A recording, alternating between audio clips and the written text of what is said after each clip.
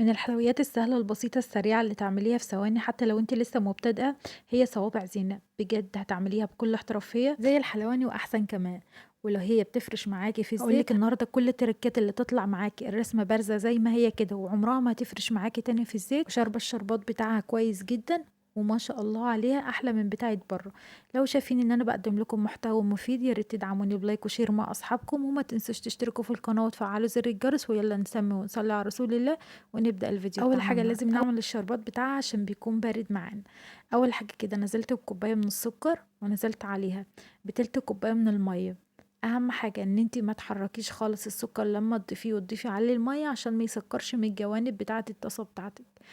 وهاحط عليه باكو من الفانيليا، وهابتدي إن أنا أحط عليه نُص عصرة ليمونة، كل ده باحطه على البارد قبل ما أحطه على النار. بعد كده بارفعه على النار وابتدي إن أنا أهدّي النار علشان عليه. ما يتحرقش معاكِ. وهتبتدي بس إن أنتِ في الأول كده ما تجيش يمه خالص، وبعد كده بتبتدي إن أنتِ تحركيه بالمعلقة كده عشان السكر تتأكدي إن هو كله داب مع بعضه بالشكل ده. وتبتدي بقى إن إحنا عايزين الشربات بتاعنا يبقى لا هو تقيل قوي ولا هو خفيف زي شربات البسبوسة كده، لأ عايزاه يبقى شربات متوسط معاكِ، لا هو تقيل أوي ولا هو خفيف أوي. هتبتدي إن أنتِ تعيدي على صوابعِك كده 8 دقايق بالضبط، وهتبتدي إن أنتِ تطفي عليه وتسيبيه يبرد خالص براحته. نيجي بقى للعجينة بتاعة صوابع زينب، هنبتدي إن إحنا نجيب بولة كده وهنحط فيها ربع كوباية من السميد. يفضل هنا يكون السميد بتاعك ناعم عشان بيبقى أحسن في صوابع زينب. هابتدي إن أنا أحط عليه كوباية وربع من الدقيق، دقيق العادي. هنبتدي بقى نحط عليهم كده كيس من الفانيليا، هو عايزة فانيليا سايلة ما فيش أي مشكلة، اللي متوفر عندك. وهابتدي أحط عليه، بصوا هنا لازم تكون الخميرة بتاعتك ما تحطيهاش بزيادة عشان خاطر ده اللي بيخلي صوابع زينب تفرش معاكي في الزيت. هحط بس ربع معلقة صغيرة من الخميرة الفورية. هبتدي بقى يا بنات أقلب كله مع بعضه بالشكل ده، بحيث ان كل المكونات الجافة بتاعتي تدخل مع بعضها بالشكل ده. هبتدي بقى ان انا اجيب معلقة كده ومعلقة كبيرة من السمنة السايحة، معلقة ونص من السمنة السايحة. لو انتي عايزة تحطي زيت، بصي هي بتبقى زي فكرة البسبوسة كده، كل ما حطيت لها نوع سمنة حلو بتطلع معاكي النتيجة طعمها حلو في الآخر. حطي سمنة هفضل من الزيت بكتير، بس لو انتي عايزة تحطي زيت ما فيش أي مشكلة.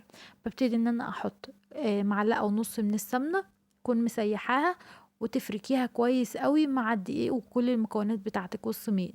تكون كده خلاص تشرب السمنة في كل المكونات بتاعتك، تشربها جدا معاكي، وتبتدي هنا تنزلي بتلت كوباية من المية. انا بنزل بالمية حبة بحبة عشان اعرف اتحكم في العجينة بتاعتي، مش هي اللي تتحكم فيها وتبقى طرية في الاول كده ومعرفش ان انا اتحكم فيها. هتبتدي ان انت تنزلي بالمية شوية بشوية، كل ما تعجني كده وتحسي كده ان انت عايزة شوية مية كمان تبتدي تحطي. بصوا بالطريقة دي بالظبط زي ما انتم ملاحظين انا بنزل بالمية شوية بشوية. هابتدي خلاص بتكون العجينة معايا لا هي لابسة أوي ولا هي بتكون طرية أوي، بتكون العجينة معاكِ مضبوطة كده ولمِّت في إيدِك، بُصّي بالشكل ده، لا هي طرية أوي ولا هي لابسة معايا. بس كده بابتدي إن أنا أغطّيها بما إن هي فيها خميرة، هابتدي إن أنا أغطّيها بورقة بلاستيك وابتدي إن أنا أغطّيها كده بفوطة 5 دقايق بس مش أكتر من كده. مش عايزينها تخمر معانا، إحنا عايزينها بس تريّح معاكِ 5 دقايق. وابتدي إن أنا أجيبها وعلى المفرش بتاعِك أو على الرخامة، وهابتدي إن أنتِ تقسميها نُصّين، بما إن فيها خميرة فإحنا محتاجين نعمل النُص الأولاني، ما نعملهاش كلّها، ما نشكّلهاش كلّها دي عشان تنجح معاكِ صوابع زينب لازم تعملي نُص بنُص كده، أو تعملي على قد طاسة الزيت اللي أنتِ بتشتغلي فيها، ما تشكّليش كلّه مرّة واحدة لأ، أنتِ بتعملي نُص بنُص. خلاص طلّعي من الزيت النُص اللي أنتِ حطّيتيه، تبتدي بقى بعد ما تطلّعيه تشكّلي بقى بقية صوابع زينب بتاعتِك، أو تشكّلي بقية العجينة وتحطّيها بقى في الزيت تستوي معاكِ. ما تشكّليهاش كلّها، الفكرة إن أنتِ ما تشكّليهاش كلّها ليه، عشان هي فيها خميرة ممكن هتفرش معاكِ أو تتنفخ معاكِ وتحطّيها في الزيت هتفتح معاكِ في الزيت. فأنتِ اشتغلي كده حتّة بحتّة. هابتدي بس إن أنا أكوّرها على إيدي، وأبتدي إن أنا ألفّها رول كده وأقطّعها بالشكل اللي أنتم شايفينه ده. بعد ما هابتدي إن أنا ألفّها صوابع بالشكل ده. حجم الصُبع بيكون متوسط، لا هو كبير أوي ولا هو صغير أوي. بصوا الأشكال بقى اللي انت هتشكلي بيها، بص دي بتاعت كحك، لو انت حابة تشكلي بيها مفيش أي مشكلة، على حسب بقى الشكل اللي انت عايزاه، بس الشكل اللي متعارف عليه أنا هوريهولكم دلوقتي. بتبتدي بس ان انت تفرديها شوية كده على الشكل ده، وهتبتدي تطلع معاكي بالشكل اللي انتوا شايفينه ده. انا بقطع منها حتة ليه؟ عشان تبقى بالظبط بنفس حجم الشكل اللي انا بعمل عليه. بصوا، بتبتدي ان انت تفرديها شوية بصباعك، وتبتدي ان انت تلميها على بعضها بالشكل ده. لو انتوا حابين الشكل ده وعندكم القطاعة دي بتاعت الكحك، مفيش اي مشكلة، اشتغلي بيها. هوريكم دلوقتي شكل تاني، وده الشكل اللي هو المتعارف عليه، اللي احنا بنشتريه على هذا الشكل. بتبتدي ان انت دي مصفى عادية خالص، اكيد عندكم المصفى دي، وتبتدي ان انت تحطي الصباع بتاعك وتضغطي عليه، وتبتدي ان انت تلفيه على بعضه بالشكل ده. ببتدي ان انا ابصه، بضغط عليه شوية، وبعد كده عشان ياخد الشكل بتاعي ده، الشكل اللي هو احنا متعارف عليه، وده الشكل اساسا بتاع صوابع زينب. لو انت عندك المصفى دي برضو بتدي معاكي الشكل ده، يعني اي بقى شكل انت عايزاه. بس زي ما قلت لكم انا هعمل بالشكل اللي هو ده، هشتغل بده. بصوا، انا بضغط عليه وبعد كده بلف الصباع بتاعي. اهم حاجة وانتي بتلفي يعني تقفلي شوية كده كويس، تقفليها كويس عشان ما تفتحش معاكي في الزيت برضو. بعد كده بنكون واحنا شغالين كده بنكون حاطين الزيت بتاعنا على النار، على درجة حرارة متوسطة خالص او هادية. بنبتدي بقى ان احنا ننزل بالصوابع بتاعتنا اللي احنا شكلناها. زي ما قلتلك، ما تشكليش كله مرة واحدة، نص العجينة، وتبتدي ان انت تحطيها في قلب الزيت. نتكلم بقى عن التسوية بتاعتها. في الأول بنكون مسخنين الزيت، بعد كده بتهدي النار خالص عشان ما تاخدش لون بسرعة وتتحرق معاكي، وبعد كده ما تكونش مستوية كويس من جوه. انتي النار بتكون هادية خالص، وتبتدي ان انتي تقلبيها، ما تحركيهاش خالص غير لما تاخد لون من تحت، وتبتدي ان انتي تحركيها بالشكل ده. بصوا، انا عايزة النار تكون هادية معاكي عشان ما تتحرقش معاكي بسرعة. هنا طبعا انتي بتخلصي الكمية بتاعتك دي، خلاص انتي قربت ان انتي تطلعيها، بتبتدي ان انتي خلاص تشكلي بقية الكمية بتاعتك. انا خلاص لما لقيت نفسي كده ان انا هقرب ان انا اطلع الصوابع زينب بتاعتي واحطها في العسل، اشتغلت هنا في الكمية اللي فاضلة معايا. بلفها رول في الاول كده، وبعد كده بقطعها بالشكل ده، وبعد كده بقطعها يعني الصوابع بقى الحجم اللي انتي حباه.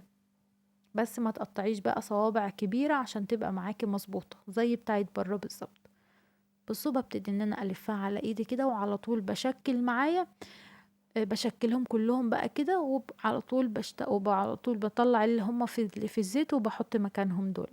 ما بتسيبيهاش تخمر معاكي او تسيبيها تريح معاكي وقت طويل، عشان ما تنفخش معاكي، وبعد كده ما تحطيها في الزيت تبوظ وتفرش معاكي. بصوا، بالشكل ده هبتدي بقى ان انا اطلع اللي في الزيت اهوت. وعلى طول على الشربات بتاعي بيكون بارد معايا خالص، الشربات بيكون بارد وهي بتكون طالعة سخنة من الزيت بالشكل ده. ما شاء الله، لا فرشت معايا ولا الرسمة بتاعتها اتغيرت ولا اي حاجة حصلت فيها. ما شاء الله، المقادير مظبوطة، اعتمديها وان شاء الله هتمشي على نفس المقادير دي. ولو حابة تضعف الكمية، يا ريت تضعفيها، عشان بجد الولاد هيتخانقوا عليها من طعمتها وحلاوتها. هتنسي خالص ان انت تشتريها من بره. عايزه اقول لكم، لو انت لسه بتبتدئي كده وتعمليها، والله هتنجح معاكي من اول مره. بصوا، شايفين الطعامه، شايفين الحلاوه بقى بتاعتها لما خلاص كده عملتها في الشربات. الوقت بقى اللي انت حابة تخليها في الشربات براحتك بقى. حابة تشرب شربات اكتر من اللازم، سيبيها تشرب شربات، هتشرب معاكي. لو انت حابة بس حاجة بسيطة كده وتخرجيها براحتك بقى. بصوا، انا سبتها بقى كده لما شربت الشربات بتاعها كله كده، وبقت بالحلاوة دي.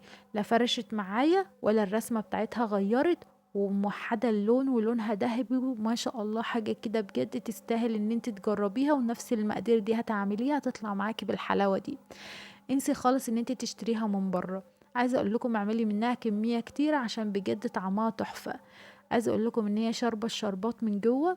هوريكم دلوقتي واحدة من قلبها ومستوية ومرملة كده، وانت بتاكليها بتدوب في بقك وانت بتاكليها. شايفين ما شاء الله شاربة الشربات ازاي؟ بتضغطي عليها كده تعرفي ان هي ناجحة معاكي كده. لو ضغطت عليها شاربة الشربات وتحفة.